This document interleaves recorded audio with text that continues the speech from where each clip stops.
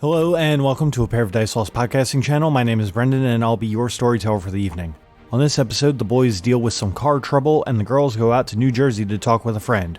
Will Leonard and Liv ever make it up to Norway, Wisconsin? Or will they be given pine-scented graves out in Rhinelander?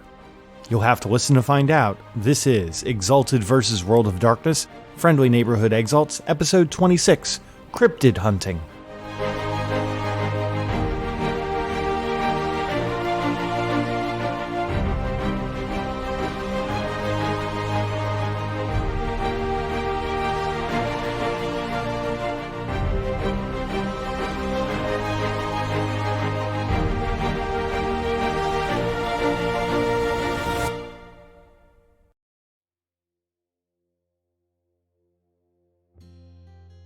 When we last left Leonard and Liv off, they had just gotten the promise from the Joneses to have a delivery made of 60 animatronic Teenage Mutant Ninja Turtles, and had also found a piece of orichalcum.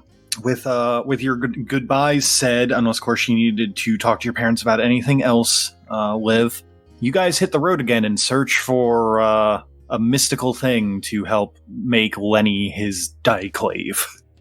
We gotta find them there Jotun. Them there Jotun. As you guys are saying that, Mr. Jones pipes up. Well, I mean, Oh, well, yeah, boys, I was just thinking, well, if you're looking for some Jotuns, you might have some good luck out there in Norway. Do we have time to go to Norway? Oh, yeah, I mean, it's only like 6 hours up the road. It's just a little bit north of here near Iron Mountain. No, it's There's the Norway, it's Wisconsin. across the ocean. There is, in fact, a Norway, Wisconsin. Indubitably. Guess we're going to Norway, Wisconsin then, son. So are we going to Norway or are we going to Wisconsin? Yes, going to Norway, Wisconsin. Both. Got it. But we're already in Wisconsin, so are we just driving to the airport to go to Norway? Lenny, are we at a disco right now? Mr. Liv's dad? Yes, son? Is this a disco? No, sir. No, this is not the disco. I mean, it is Disco Wisconsin, but it's not the disco. I should know. I used to be king of the disco back in my day. So that's why it's disco, because this is where the Disco King lives. It's your kingdom. That makes sense. Yeah. So anyway, after, I guess, 3 hours of explaining that Norway can also be in Wisconsin, you guys hit the road. It is, as before,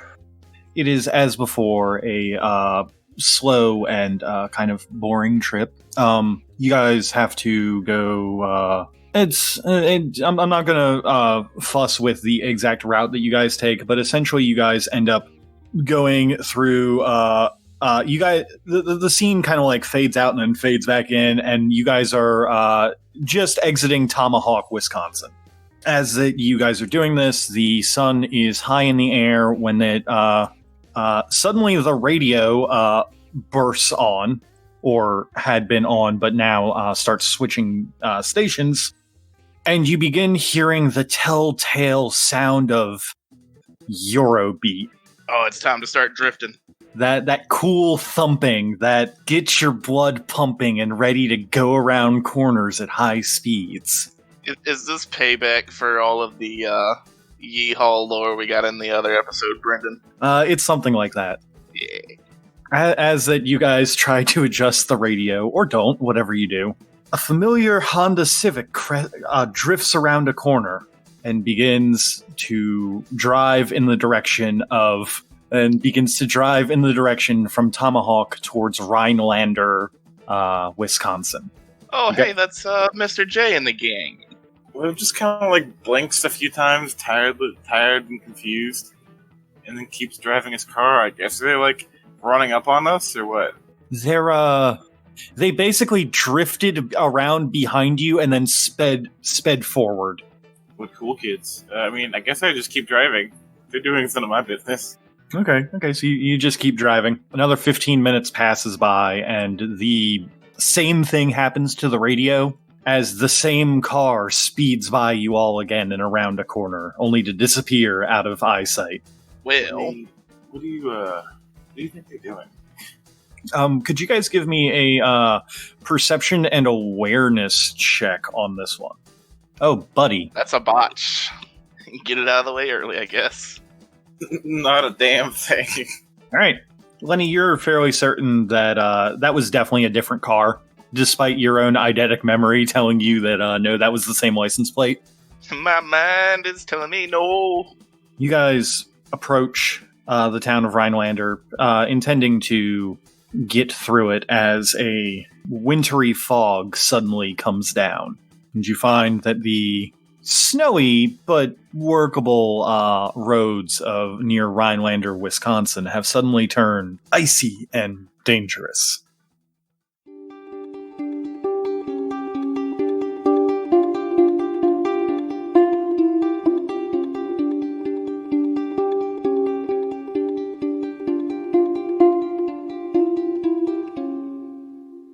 It's a couple days before New Year's, which is when you all have a big party to attend. Did you all want to do any preparations before that? Do anything else before the vampire party? I had plans to call James Bond so that we could speak to the werewolves about the situation before we go talk to vampires. Okay, cool. I recall him giving you his number. You call, and it takes a little bit, but he does answer. Hey, what's up? So, you know how things have been weird lately? Yeah, they've been real weird. So, the thing down in the subway is set to, I don't know how to put it, burst forth, do its thing, however you want to phrase it, at a certain time. We're trying to get people together, allies together, to help us take them down. Now, we've kind of got a meeting set up with some vampires, but I know you said you have potential hookup with some werewolves. I know they don't mix well, so I kind of want to talk to them about the situation, if you can set us up for a meeting before New Year's.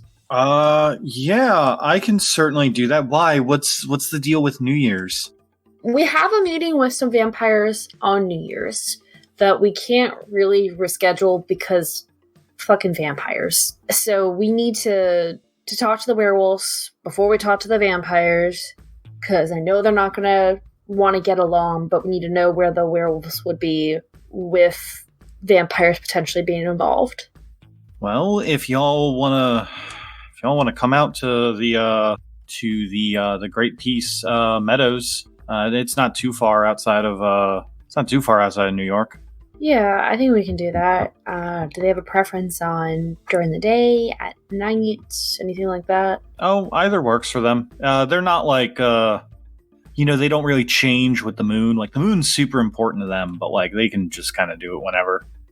Oh, make sure that you bring some toll money because it is technically in New Jersey. Oh, great. Jersey tolls. Lovely. Yeah, I wanted to warn you. No, I appreciate it. We'll bring some toll money. Maybe we'll see the Jersey Devil and Marcy will be all excited. Maybe. Ooh, yeah. I assume she just gets the address from him and sets up a time. Probably, I don't know how long it would take us to drive out there. I'd have to sit and actually figure it out. 40 minutes. Okay, then setting it for 1 o'clock. You guys go out and drive there. Traffic is traffic, it's New York traffic, and then it's not. You guys get into New Jersey and, have to pay an obscene amount of tolls, but hey, that's Jersey for you. And then finally, you guys make it to Great Peace Meadows. Great Peace Meadows is a scenic nature reserve with swampland, hiking, and fishing areas. As you guys park the car, you can see a man in a suit is waiting there for you. Cass, you recognize him as James Bond, and Marcy, this man looks familiar, but you've never seen him before in your life. Like, he's got a very familiar aura to him, but who knows? I did say we. I didn't say I, so I did tell him we is in plural. Yeah, no, that's why he's not LARPing.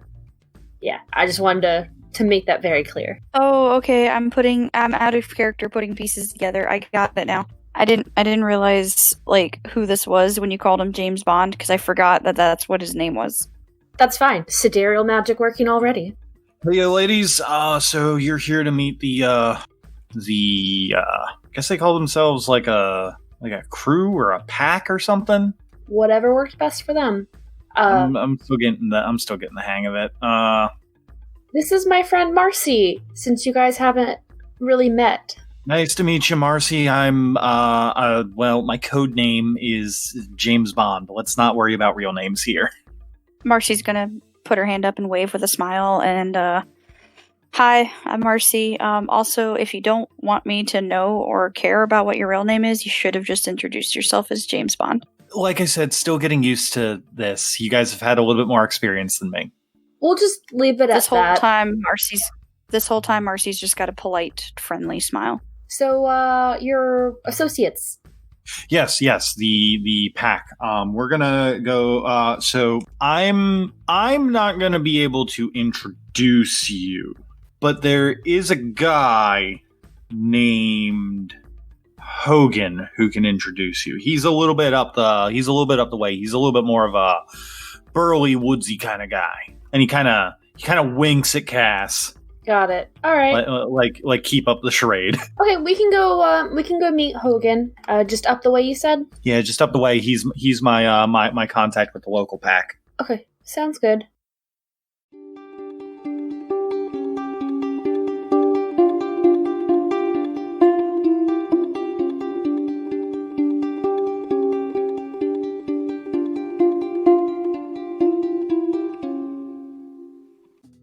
Tyler, if you could give me a Dex and Drive roll, please. Oh no.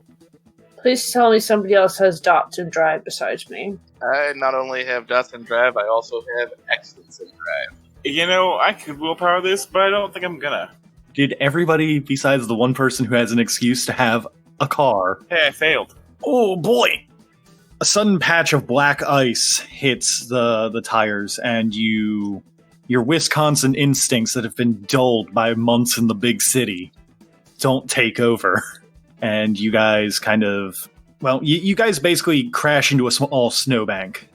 The car's okay, and no one's hurt, but there is enough damage that you do have to get out of the car. Liv slowly gets out of the car.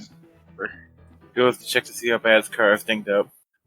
Since you're outside, could you give me a perception and alertness roll, please? Difficulty 6. Boy. Man. Oh boy. That's not only not a success, that's a botch. Shaken up from the sudden jolt, you go to inspect the car.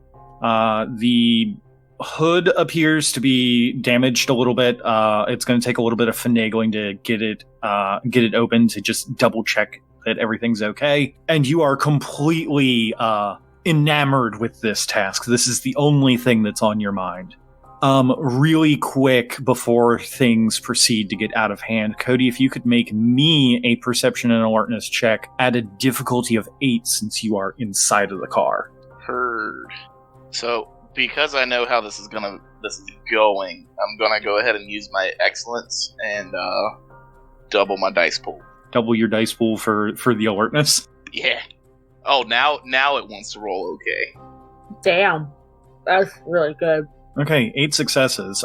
So Cody, one of the other reasons that this was so hard for you, besides being inside of the car, is that the radio has started up again despite the car being turned off, and it is blasting Eurobeat directly into your ear. But somehow, some way, you hear a sound outside in this now snowstorm that's going on that Liv seems completely oblivious to. And this sound, it comes from something that is definitely much, much bigger than the both of you.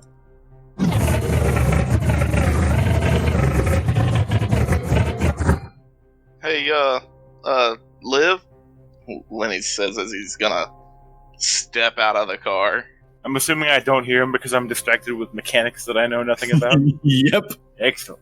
I know a mage mechanic who can help you out. Liv, buddy. I'm gonna walk up and literally shake Liv on the shoulder to try to get his attention. I suppose I can't ignore that. When you step outside before you can get to him, you see this thing, this green, scaly skin thing with spikes along its entire spine ridge, horns, and two extraordinarily large and a little bit goofy-looking fangs, canines, claws. And oh yeah, it's also this one happens to be about the size of a small building. How the fuck does Liv miss something like that? His head is in a car. Hasn't had his coffee today. I'm gonna look it up and down, and in first age go, I don't suppose you speak first age, do you?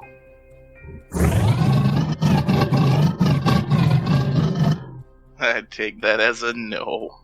Welp. Gonna lean. It stares down at you all with a concerned expression as it stares at the car there. At this point, obviously, Liv can turn around and notice that this thing is here. It's kind of hard not to hear it with it growling every couple of minutes, but it looks at you all hesitantly, waiting to see if you're going to fight it or if you're going to try and do something else. I'm gonna lean back on my elbows with my elbows on the roof of the car and just wait for it to make a move while talking quietly to Liv. So, what do you know about these things, bud? Brendan, have I heard of the Rhinelander Hodag? Yes, you have heard of the Rhinelander Hodag. You notice it. If it hadn't been for the car being so distracting to you, you would have noticed it anywhere, because it smells distinctly of pine. Do you know how they're born? It's actually kind of neat. I do not. I don't know how a Hodag is born. Please inform us. So they're born from the ashes of, I think it's a cremated ox or a bull or something like that. I can't quite remember exactly. But they're born from the ashes of some kind of like big creature. And it's basically, if I remember correctly, it's something to do with like animal abuse. Like it's like an amalgamation of like all the abuse animals have suffered at like people's hands or something like that. And you would have known as a native of Wisconsin. Well, I never would have figured. It doesn't seem aggressive towards us. It has the look of a cornered beast. Let's just back up a little bit.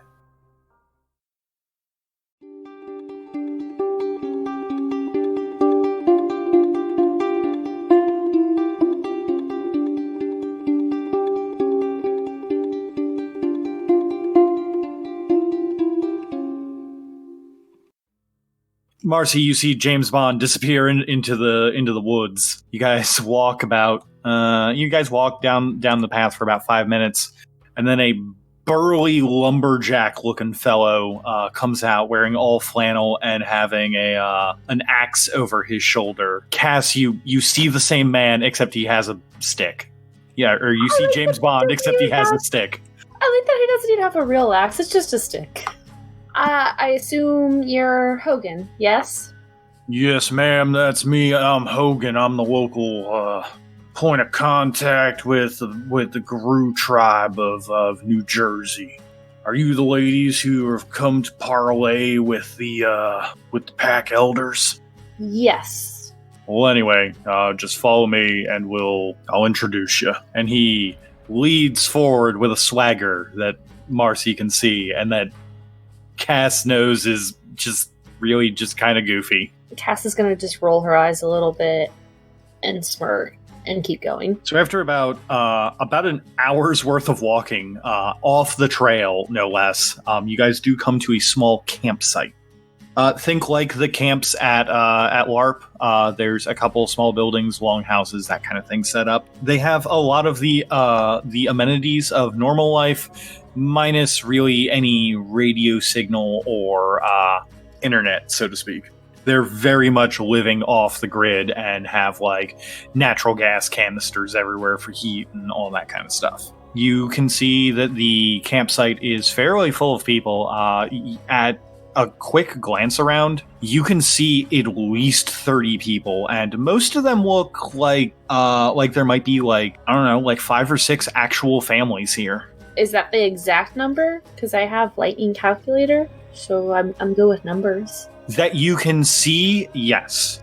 You can estimate with lightning calculator that this campsite could hold upwards of 60 people comfortably.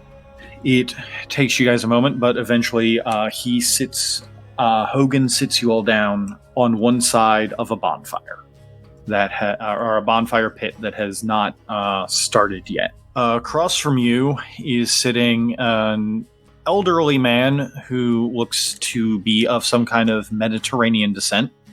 It's a little hard to place exactly where he's from, but probably definitely around that, like maybe Italy, but also maybe like the lower end of or like the top end of like the African continent near like the sea or something like that. He definitely has that that darkened olive skin tone that's pretty common in that area. He looks and he says something. Do any of you guys speak other languages or have charms that let you understand other languages? I don't think so. Let me double check. No. Nope. Okay. So in that case, then, when you guys do not respond after about 30 seconds, he looks over to Hogan and motions him close, and then Hogan nods and goes, all right, well, Tribe Elder says that I'm going to be translating, so I'm going to try and get the nuances of what he says right. Okay, that sounds good to me. Hogan takes a deep sigh and sits down with the man, and the man begins speaking in a flowing and honestly fairly pretty language that you guys just straight up don't know. He is specifically for out of character reference, he is speaking Greek. Yeah, no, that would not have been on my list of language choices, even if I got to choose languages, I'll be honest. Yeah, same here. After a little bit, Hogan starts translating. You've come seeking the aid of the Garu nation. Mr. Hogan here says that you are very adept at fighting monsters. We appreciate that. We too fight the monsters of the world. What would you ask of us, and at what price are you willing to pay for our services? So I'm gonna start off with laying out what I know about Zamisi and just being outright about that situation existing so that James Bond can relate that. Like, I'm telling him the name of it, like what it is, what we've learned it's been doing, when it's supposed to be, quote, more or less erupting and causing its havoc, trying to make him aware and understand that this is a big thing, and basically kind of how I've been telling other people, this is what's happening, this is what it took to kill something similar to it, and this is a real issue for people. It takes a while for him to translate that.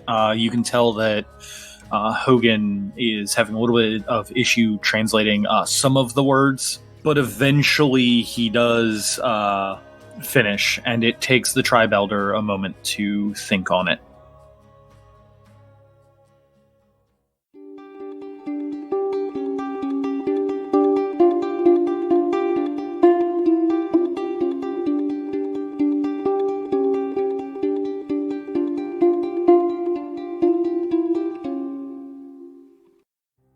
If you guys could make me another perception and alertness roll as it begins to open its mouth to growl again.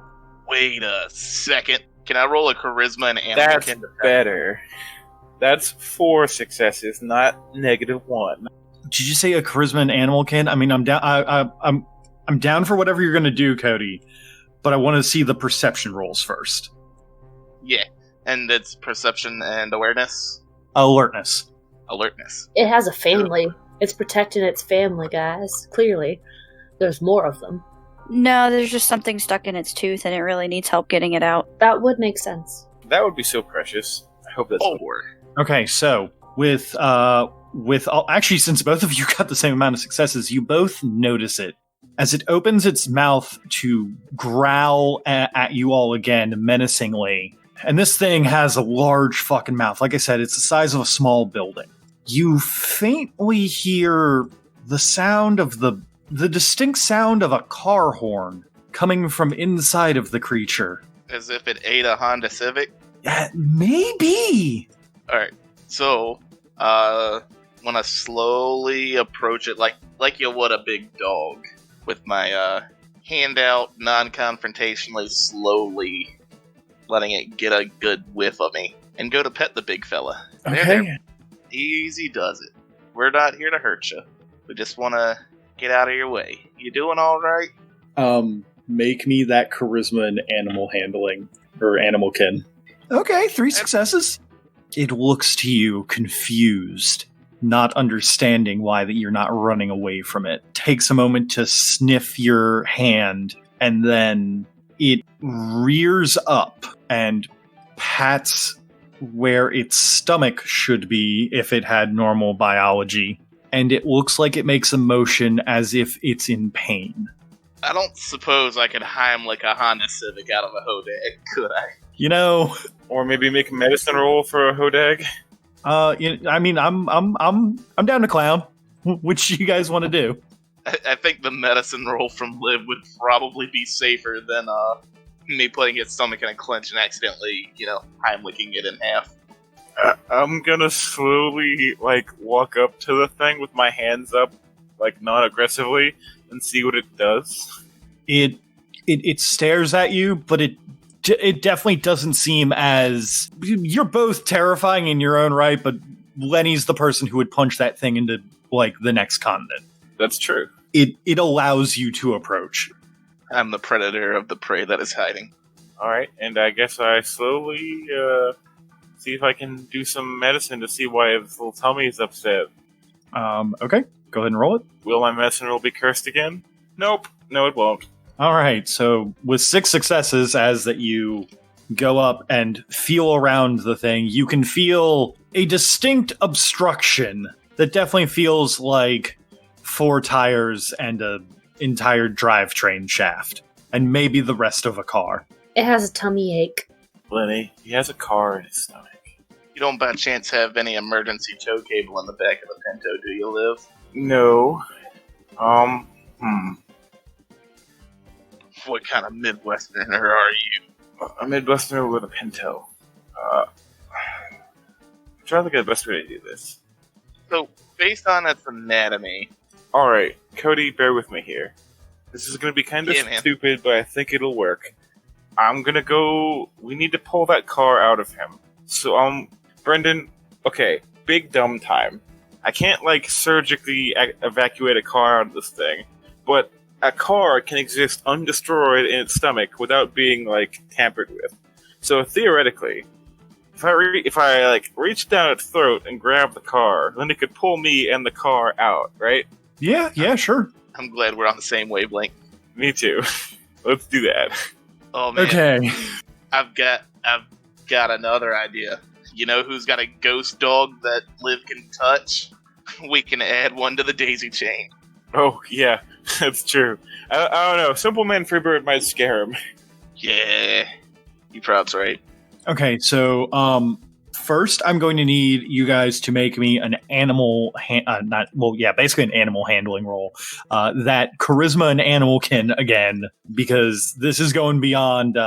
This is going beyond Thunderdome. This is not just, hey, I've got a tummy ache. You're allowed to touch me. This is, we're gonna crawl inside of your mouth, big guy. 1 success. Do we both need to roll? Do you have... So I will let you roll if you want, but I will say this. Whatever you roll is going to either add or take away from the single success that Lenny already has. What is Animalkin based off of? In this case, it's charisma. How many dice did you roll, Cody? 6. I only roll 4.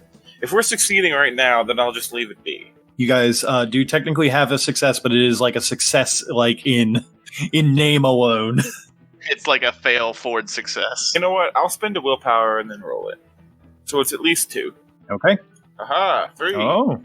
Okay, so that actually puts you guys up to 4 total successes. What this will allow you guys to do is y'all are gonna get so what is the plan exactly? It's going to be to have Liv go in, Simple Man, Freebird, or Liv go in and then Lenny pull him and the car out. Is that what I was hearing? Yerp. Yeah, that's about it.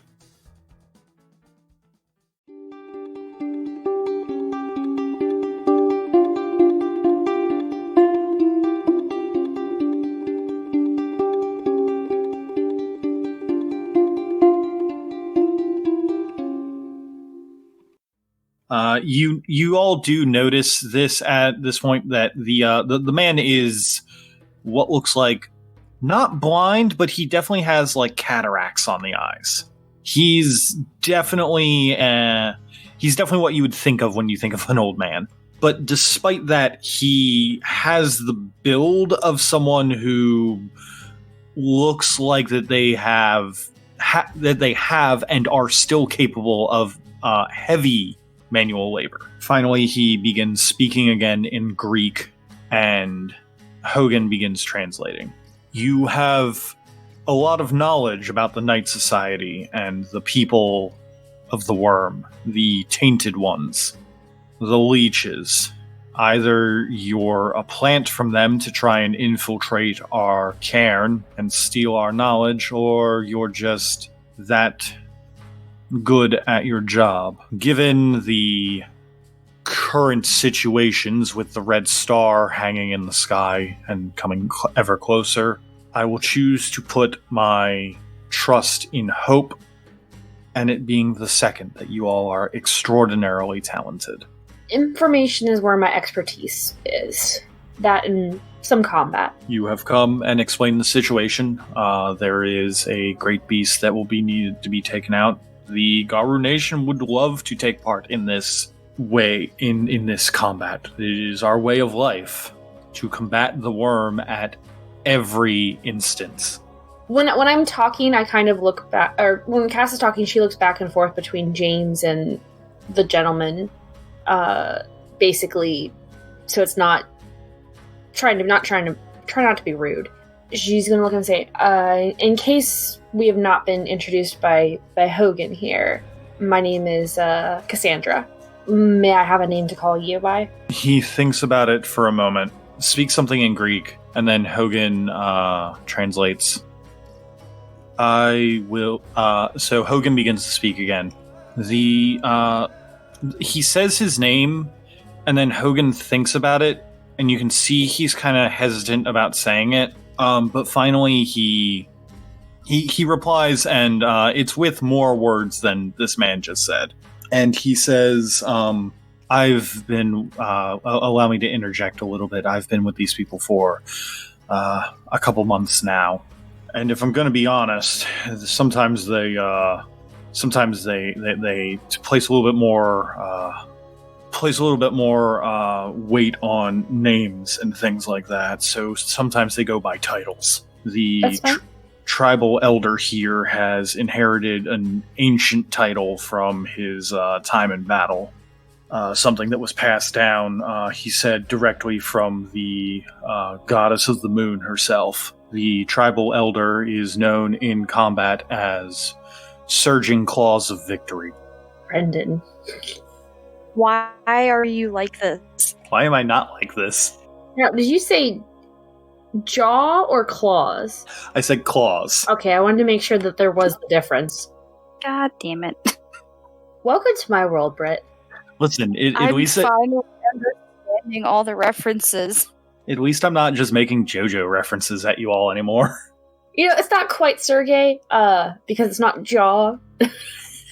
Anyway, so continuing on with the conversation. Okay, Surging Claws of Victory. A little long, but I'll try to remember all that. So we would greatly appreciate anything you can offer, anything your people can offer, to whatever means you feel comfortable offering to help us combat this. Whoever wants to actually be in battle, or if you have any knowledge about how to deal with something like this. There is another matter that I wanted to discuss with you. So we, as I said, we're trying to gather allies, trying to gather anybody who would try to combat this. There is a chance we may be able to speak to these night folks, the leeches, as you call them. I assume you would not want to work with them even under these dire circumstances.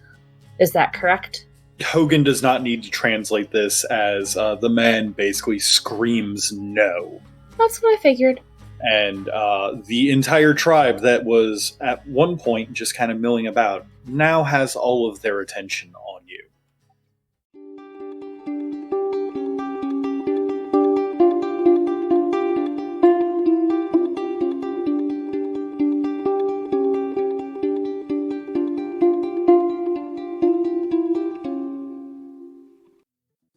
Okay, so with 4 successes, what this will allow you guys to do is to get 4 rolls to meet a certain number of successes before this thing is going to get upset with you. Okay. Dope. So the rolls that you two will be making, and when I say 4 rolls, I mean 4 rolls apiece, not 4 rolls like split between y'all. So basically what's going to happen is you guys are going to go in there, you're going to grab onto the car, and then I guess that Leonard's going to start pulling Liv and the car and getting y'all out of there. The rolls that both of you are going to be making are going to be strength and athletics. Okay. If there are any charms that you'd like to use, now is the time. Is now the time to say those. Just let me know if I start taking words. damage. Oh, I will. 1 will and 1 essence. It very well might be, bud. Yeah, I'm gonna excellence it. Okay, bud. So we're gonna get this thing out of you, but we need you to open wide and not bite Liv. It's gonna be a little uncomfortable. I say, patting the side of the hodag. The hodag seems to understand on some sort of level that you are here to help it, and it lays down and opens its mouth for Liv to walk into the cavernous jaw. Well, this isn't how I expected to spend my time visiting home, but do no harm and all that. And I climb inside the hodag's mouth. You go into the hodag's mouth, and it takes you a little bit as you squirm, well, not squirm, but as you walk down the pulsating meat tunnel that is its throat, the walls of flesh undulating beneath you as this thing suppresses its own internal gag reflex. And you move down, and finally a light shines from the very top crevice of its stomach, where you can see 3 very familiar forms sitting in a Honda Civic. Oh wait, Liv, I've got an idea. I'm coming in after you, bud. Lenny, no, I need you to pull me out. But bud, Nothing I can say will stop you from doing this, will it? I can use my Heaven Thunder hammer technique. Oh, you're gonna punch the car out. I'm gonna punch the car out of him. No. I will let you know that a car moving at that velocity will cause some damage to the hodag. No, he's such a good boy. We'll try it the harmless way first. All right, so as you guys get there, you can see the driver. So you see Stargazer look to you guys and wave as Roko and Jotun see you all, and they all get rather excited to see their friends from the heist. It's hard to hear them, but they are definitely there, and they are still alive. And that's what's important sometimes. Wait a minute. This car's an extra-dimensional space inside of an extra-dimensional stomach. We're all gonna implode. You stop that. Only if you open up the car. Open the trunk. No, don't do that. We're gonna ride this some bitch down into the subway of New York City and then open the trunk. Alright, Liv, you ready to start pulling? Liv, wraps his hands around, the front axle, as I'll ever be. Alright, guys, start making me rolls. Pretty good. So the first is 7. The first total is 13. So that's good, I guess. Yeah, it's tough going, trying to get your footing, but you guys are making it slow and steady. If you guys could give me another set of rolls. That was good that time. Only one. All right, so that makes a total of 14 then, so... 6 more. Okay, total's at 20. You guys have passed the halfway point. You guys can smell its piney breath as it breathes in and out, and you are beginning to actually start clogging up its throat. It is starting to have a little bit of trouble breathing, and it might get antsy in a little bit. Please give me one more set of rolls. Well, 2 more. Yeah, a set of rolls from each of you. Hopefully y'all can get it out this time. 2 successes for me. 8 for me. Ooh, cutting it close. Okay, so you guys are currently in the mouth and can see the outside world, but you're not there yet. Make this last one good, guys. What do we need? I am actually keeping that number hidden for dramatic purposes. Time to botch with 18 dice. I will let you know that you guys are very close right now. 2 successes for me. 13 more for me. Yeah, Cody rolled really well on that. Okay, so with the last kind of knowing that this thing's patience is at its end, with the last shrug of your strength as you're moving this car, you get it out past the jaw and the car onto the ground, as the both of you have managed to pull this thing out entirely without it snapping down on you. To pull back the curtain here, I needed you guys to get 31 successes total. You guys were literally at 30 on the last on the third roll. Oh boy, excellence is excellent.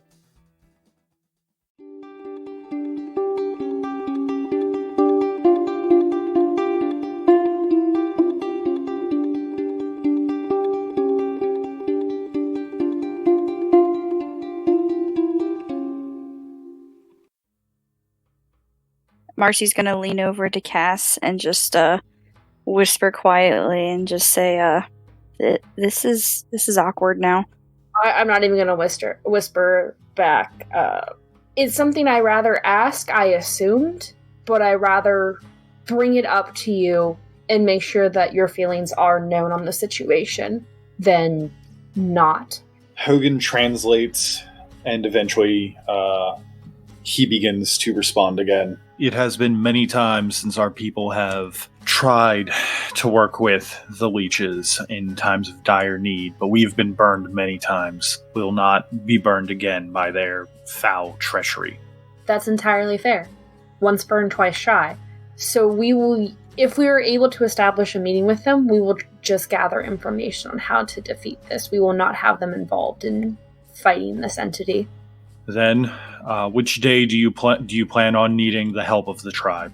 There is a chance, and I've already given him the day that this thing is supposed to. So I'm just going to keep going with erupt since that's the word I've been using. Trigger, whatever word works. We are looking to maybe attack it ahead of time. Would I be able to get in contact with you via Hogan, or is there a better way to reach you? Hogan is a fine man, and he will be able to relay any message. Let us know when the time for combat is, and we shall descend upon this creature like a wave of piranhas. Now, would it be just your group pack? I'm unsure of the correct term. Would it be all of you here, or would you happen to have any allies who are adept at taking down these leeches, especially one of this caliber? There are nearby Garu Seps that we keep in contact with. We're not on the best of terms, but we can certainly send word that a great battle will be coming. And if they can send their strongest, or those who wish to have glory and honor, then they should meet on that day. And as I said, this is not a small undertaking. My group and I will likely be at the forefront of this. it's not just my friend here. We have some others that are aiding us, but we will keep the leeches out of it. The tribe elder closes his eyes for a moment, and you can see that he is conversing in a language that is more guttural feeling than anything. It's something akin to how that you all sound when that you are on the spirit world. Okay. There's a kind of interesting tonal shift to his voice. Like some words tend to echo, some are a little bit weirder. But essentially, you can tell that he is in some way parting the veil between worlds. You can tell that there's some definite, not magic going on here, but there's some, for lack of a better word, magic. Yeah, that fun guru spirit BS that we get to do. We will be there. Magpie spirits have been sent to the local seps. Mayhaps our warlike brethren out in the northeast will follow, and mayhaps those from the southern can come, though I doubt that our magpies will reach further. Anybody would be helpful at this, right? Anybody, as long as they are aware of the risks. I don't want them rushing in. It's going to be difficult. Yes, and they need to be aware of that. You say that you're going to go and meet with the leeches then? Hopefully just to gather some information. If they're all connected of sorts, maybe they might know some weaknesses or something about this particular one. It is... Which leeches do you seek? I am aware of some of their brood. I believe... Hold on. I believe it was the Camarilla. Ah, yes, the ones that sit in their ivory towers and look down upon the rest of the world. Like that kings of old. They are, much to their chagrin, not fighters like their cousins, the anarchists. And they are also most certainly not the blood frenzy whipped ones. So, hopefully they could just give us some knowledge that would be useful. Maybe they'll know how to take this out. This thing is a threat to them too. If they're not, if having you all involved means we cannot have them involved, I would much rather have you all involved, as I can trust you to be honorable and for this worthy cause. Okay, so what I'm going to ask to finish this out, so that we can see just how, I guess, successful and everything that this was, I'm going to ask for a charisma socialize from both of you. Charisma and... Empathy? Do you have points in empathy? I do. Is that your good social stat that's not subterfuge? Yeah. Okay. Good's one way to put it. I'll accept a charisma and empathy from you.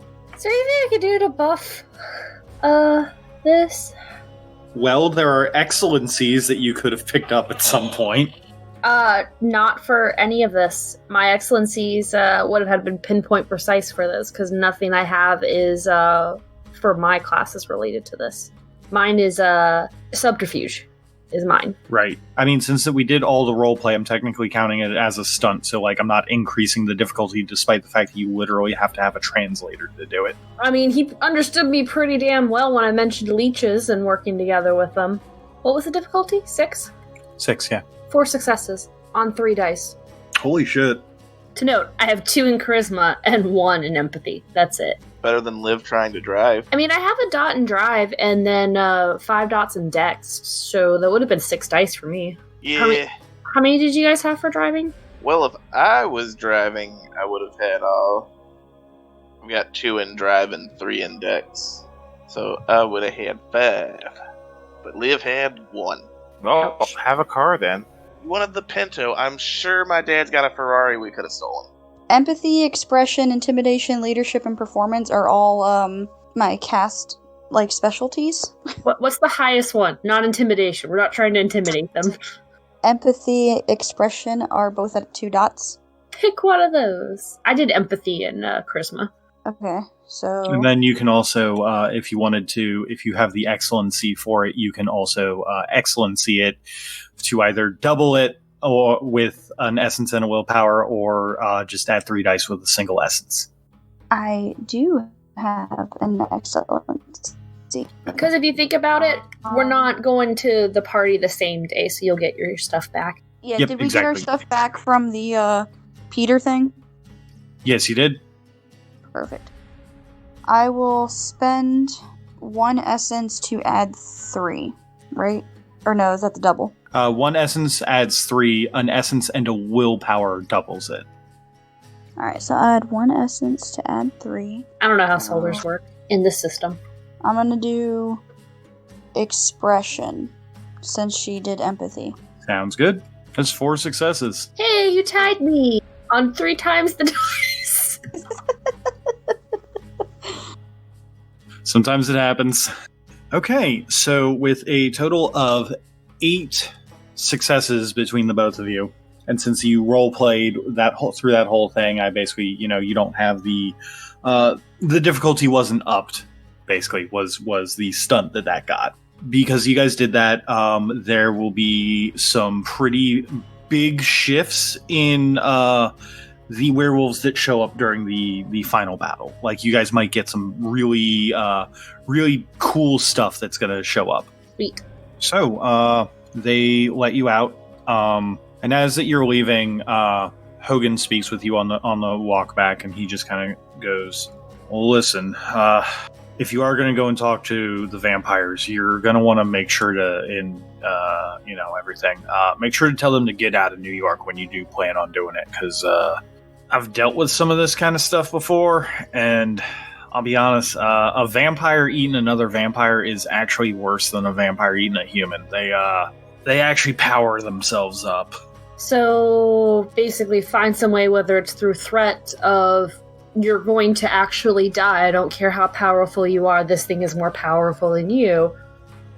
Or some other scare tactic to get them out. Yeah, you're going to need to do something to get them out. If you don't, that thing's basically going to just have a fucking buffet of hoity-toity vampires. I'm very curious if they know about it, because they're not doing a very good job if they don't know about it. They tend to keep to their own social games. They don't really care a whole lot. Some of them know, but a lot of them are kept in the dark purposefully. Not enough information given, and you can kind of manipulate people. All right, I'll see what I can do. Which, you would obviously know to be true after hanging around fucking Peter for a little bit. He, barely understands what being a vampire is. Yeah, compared to the other ones we've met. He has a lot of wrong information. Hey, he's still dressed up as Hogan, right? Yep. He said, Hogan, do you know anybody... I'm saying this very quiet. I got a way to do this. Hogan, do you know anybody who's more like Marcy and I around here that we could hit up, or that you could disperse this information to? Like any phone numbers or anything like that by random happenstance? Or should I talk to James about that? That's definitely more of James's thing. I'll, you know what? I think I see him over there. I'll go get him. I gotta go cut down. I gotta go cut down some trees. Oh, I'm a lumberjack, and he walks behind a fucking tree, and then James Bond walks out from behind the other tree. After there is the sound of to Marcy sounds like a high five, and yeah, you go get that tree, bud. But to Cass, you know that this man just clapped himself. Got it. This is some cartoon bullshit. Scenarios are some cartoon bullshit. Scenarios are weird. It's true. Cartoon bullshit.